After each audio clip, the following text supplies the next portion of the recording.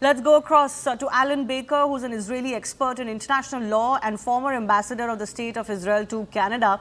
Mr. Baker, let me first begin by asking you, what has been the impact in Israel of the Iranian strikes that they're mounting again and again? Well, I just half an hour ago, I just came out of a bomb shelter, and people are pretty in a state of shock because the missiles that are landing are very large missiles and very dangerous ones, and anybody who's not actually located in a bomb shelter is in a great danger because both the missiles themselves exploding and the anti-missile projectiles that Israel is firing to shoot them down also create a huge danger. So the Israeli public actually is quite alarmed by the extent of this and the brutality of this Iranian bombing.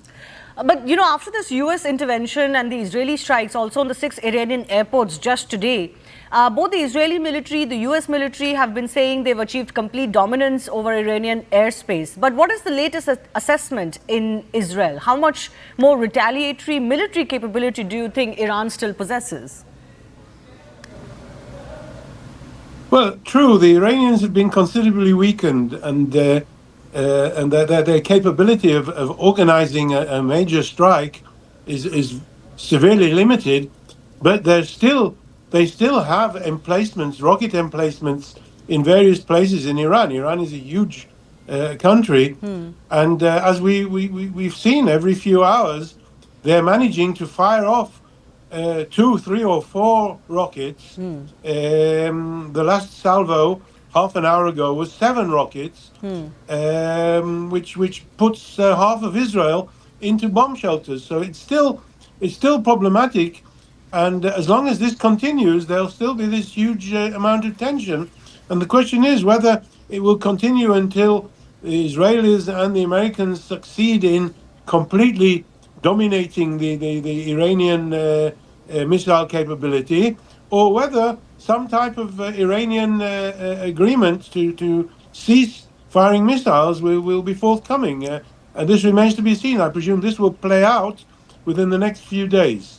Well, you speak of negotiations or a ceasefire. Iran has obviously vowed, great unprecedented military strikes on both Israel and US now. Given how proud a country Iran is, and knowing that this regime in particular would not want to be appearing defeated or weak, do you believe there is any hope for negotiations at all? Is diplomacy still realistic?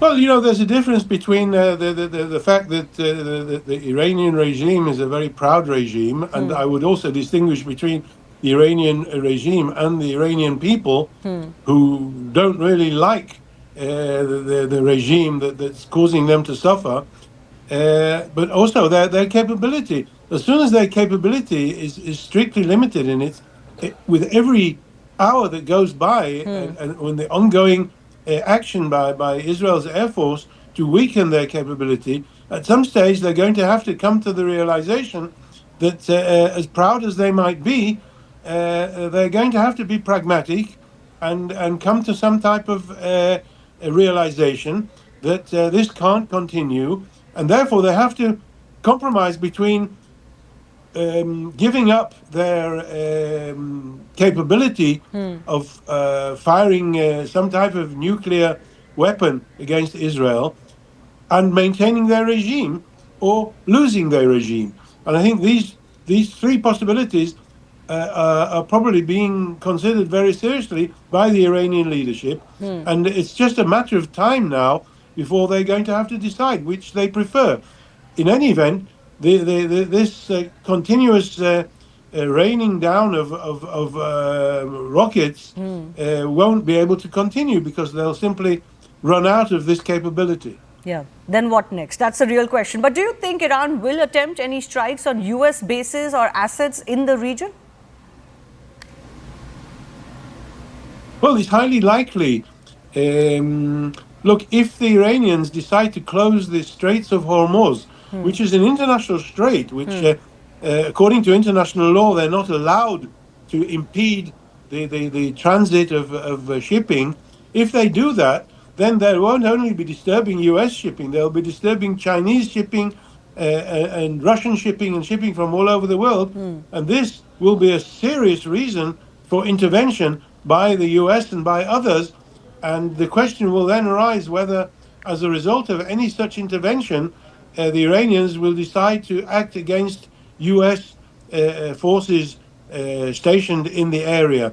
I think they'd probably be very unwise to do that, and I think they realize this. Okay. They realize that they've been very, very seriously weakened with the US strike against their nuclear capability and the Israeli strikes against their missile capability. And so I think when it comes down to it, they're going to have to be very realistic and decide to be pragmatic. What do they want? They want to continue as a viable government, in which case they're going to have to give up their aggressive intentions and tendencies. Okay, finally, let me ask you this. There's been a lot of discussion about what Israel's real objectives and endgame were to begin with. They talked about deteriorating Iran's nuclear and ballistic missile capabilities, and it seems they've made great progress in that regard. So what is the real endgame now? How close are we to seeing an end to this conflict, even from the Israeli side? Well, I think we're pretty close. You're right. I think Israel has succeeded in cutting out their offensive capabilities. Apart from what we're seeing now, the sort of sporadic firing of missiles, which I think will slowly wear down. But the question is, what is the end game? Whether Israel wants to bring about or assist in bringing about a change Yes. in the regime or not. Israel's position has always been that it's none of Israel's business what the Iranian people choose, what government they choose to rule them. But on the other hand, there's a considerable element of opinion within Iran that's basically asking Israel to do whatever it can, Israel and the United States, whatever it can to bring about some type of end to this regime, which is causing a lot of suffering to the Iranian people. So whether this will ultimately be the Israeli endgame or not, I don't know.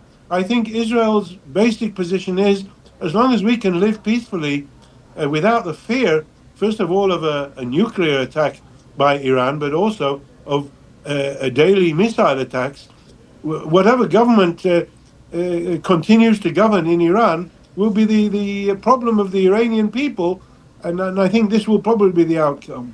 Okay. I'll leave it at that, Mr. Baker. Thanks a lot for joining us.